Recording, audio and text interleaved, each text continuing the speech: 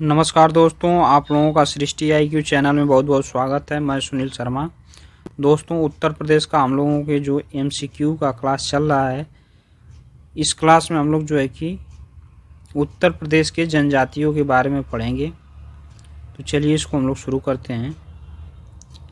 पहला प्रश्न है दोस्तों कि उत्तर प्रदेश की निम्नलिखित जनजातियों में से बहुविवाह व्यवस्था को आचरित करती है। ऑप्शन ए है दोस्तों जौनसारी, ऑप्शन बी है भोक्ता, ऑप्शन सी है राजी और ऑप्शन डी है कोरवा। तो दोस्तों इसका ऑप्शन जो है कि ये सही है। इसकी व्याख्या हम लोग देखेंगे। जौनसारी जनजाति में संयुक्त परिवार का प्रचलन होता है। इन जनजातियों में बहुपति प्रथा व्यापक है। यह पुरुष प्रधान समाज होता है जिसमें बड़ा भाई डोंगड़ा या सयाड़ा होता है। तो दोस्तों इसको ध्यान रखिएगा, इसमें बहुपति प्रथा व्यापक होता है। आगे बढ़ते हम लोग। प्रश्न संख्या 2 है, उत्तर प्रदेश की सर्वाधिक जनसंख्या वाली जनजाति कौन सी है? ऑप्शन ए है दोस्तों थारू, ऑप्शन बी है गोंड, ऑप्शन सी है खरवार और ऑप्शन डी है दोस्तों बुक्सा। इसका ऑप्शन दोस्तों बी सही है, क्योंकि उत्तर प्रदेश में सबसे बड़ी जनजाति समूह गोंड है। फिर नंबर 2 पर आता है खरवार और नंबर 3 पर आता है थारू। तो इसको आप लोग ध्यान रखिएगा क्योंकि काफ़ी महत्वपूर्ण है, कई बार इससे क्वेश्चन बना है। इसकी व्याख्या देखेंगे हम लोग।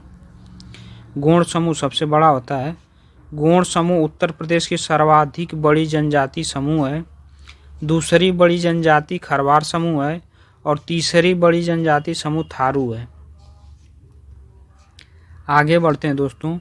उत्तर प्रदेश के किस जनपद में भोक्सा जनजाति निवास करती है? ऑप्शन ए है दोस्तों बिजनौर, ऑप्शन बी है बहराइच, ऑप्शन सी है मिर्ज़ापुर और ऑप्शन डी है ललितपुर। दोस्तों इसका ऑप्शन ए सही है। उत्तर प्रदेश के बिजनौर जिले में जो है कि भोक्सा जनजाति निवास करती है। इसकी व्याख्या देखेंगे हम लोग। बुक्सा या भोक्सा जनजाति उत्तर प्रदेश के बिजनौर और आगरा में पाई जाती है। दोस्तों ध्यान रखिएगा, बुक्सा जनजाति बिजनौर के साथ साथ आगरा में भी पाई जाती है। आगे बढ़ते हैं हम लोग। प्रश्न संख्या 4 है, पहरिया जनजाति निवास करती है। ऑप्शन ए बहराइच में, ऑप्शन बी ललितपुर में, ऑप्शन सी पीलीभीत में और ऑप्शन डी सोनभद्र में। तो दोस्तों पहरिया जनजाति जो है कि सोनभद्र में निवास करती है। सोनभद्र। पहरिया जनजाति आजीविका के लिए पूर्णतः वनों पर निर्भर है। पहरिया जनजाति भारत के विंध्य पर्वत श्रृंखला में निवास करती है, जिसका विस्तार उत्तर प्रदेश के सोनभद्र जिले तक है। दोस्तों पहरिया जनजाति जो है कि विंध्य पर्वत श्रृंखला में निवास करती है और जो विंध्य पर्वत श्रृंखला है उत्तर प्रदेश के सोनभद्र जिले तक जो है कि इसका विस्तार है। तो इसको ध्यान रखिएगा आप लोग। आगे बढ़ते हैं।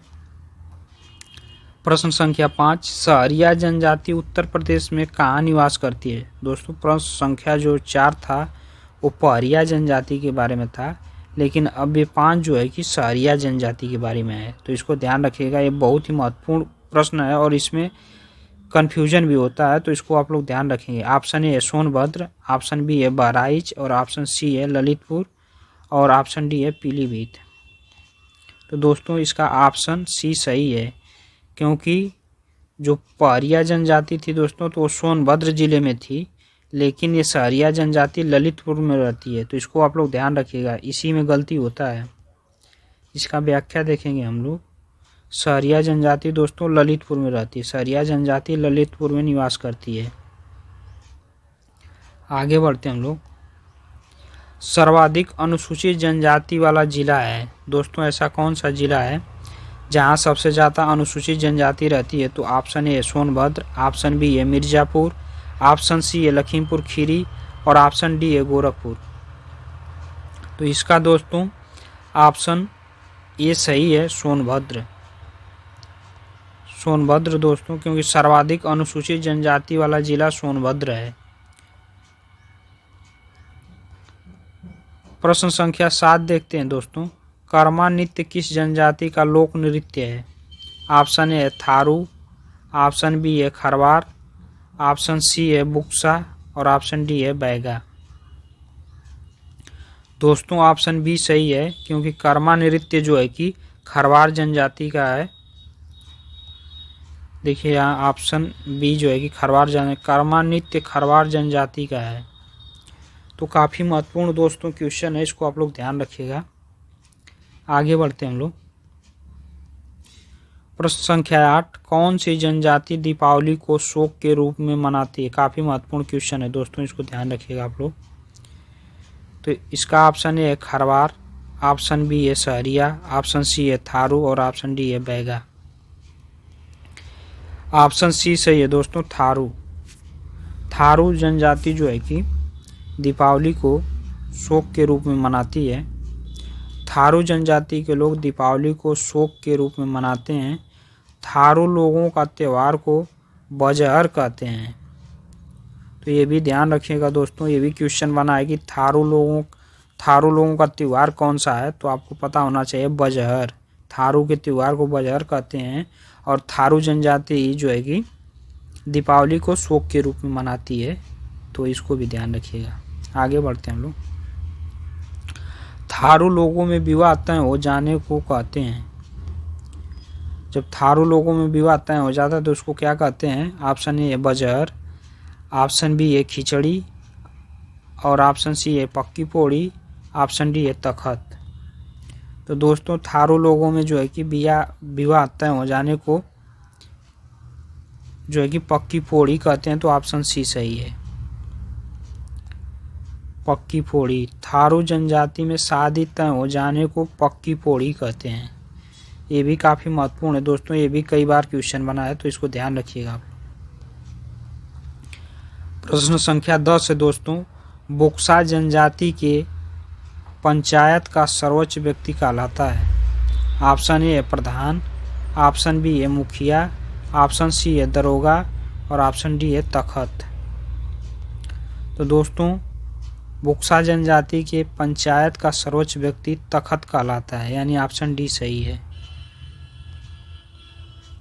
बुक्सा जनजाति का सर्वोच्च व्यक्ति तखत कहलाता है, यानी कि बुक्सा जनजाति के पंचायत का जो सर्वोच्च व्यक्ति होता है उसको तखत कहते हैं। इसको आप लोग ध्यान रखिएगा।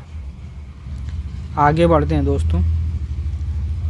प्रश्न संख्या 11 है दोस्तों कि बुक्सा लोगों में प्रचलित है बहुपत्नी प्रथा, विधवा विवाह, ए और बी दोनों, इनमें से कोई नहीं।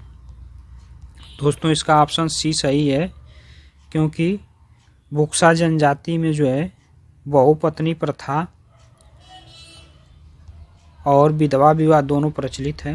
तो इसकी व्याख्या देखेंगे हम लोग। बुक्सा लोगों में बहुपत्नी प्रथा तथा विधवा विवाह का प्रचलन है। आगे देखते हैं दोस्तों हम लोग। ये अंतिम प्रश्न है, प्रश्न संख्या 12। माहीगीर जनजाति के लोग अनुयायी हैं हिंदू धर्म के, इस्लाम धर्म के, ईसाई धर्म के या जैन धर्म के? तो दोस्तों हिंदू धर्म के माहीगीर जनजाति के लोग अनुयायी हैं किसके? तो इसका ऑप्शन बी सही है, इस्लाम धर्म के। इसको ध्यान रखिएगा आप लोग। इसकी व्याख्या देखेंगे हम लोग। ऑप्शन बी सही है, इस्लाम धर्म। माहीगीर जनजाति के लोग इस्लाम धर्म के अनुयायी हैं। तो इसको ध्यान रखिएगा दोस्तों। और आज के लिए हम लोग इतना ही रहने देते हैं। और अगर आपको वीडियो अच्छा लगा होगा तो इसको लाइक करिएगा, और चैनल पर नए होंगे तो चैनल को सब्सक्राइब कर लीजिएगा दोस्तों। और आज के लिए इतना ही रहने देते हैं। बहुत बहुत धन्यवाद।